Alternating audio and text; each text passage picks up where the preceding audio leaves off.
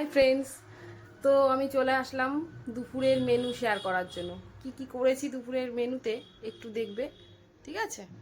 ওকে, তো দেখো বন্ধুরা, প্রথমেই আছে সাদা ভাত।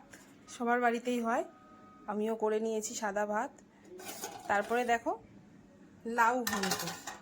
আমি নিরামিষভাবেই লাউ ঘন্টটা করেছি, তেজপাতা আর সাদা জিরা ফোড়ন দিয়ে করেছি। তারপরে আছে দেখো ইঁচড়ের তরকারি, এটাও নিরামিষভাবেই করেছি। দেখো দেখতে কেমন হয়েছে বলবে কিন্তু। আর তারপরে আর একটা মেনু আছে, সেটা দেখো চাল কুমড়ো ডগা হয় না, সেই চাল কুমড়ো ডগা চচ্চড়ি, সর্ষে পোস্ত বাটা দিয়ে চাল কুমড়ো ডগা চচ্চড়ি। এই হচ্ছে আজকে আমার দুপুরের লাঞ্চ মেনু। আর এই তার সাথে আর একটা জিনিস দেখাই, যেটা আমি রোজ করি।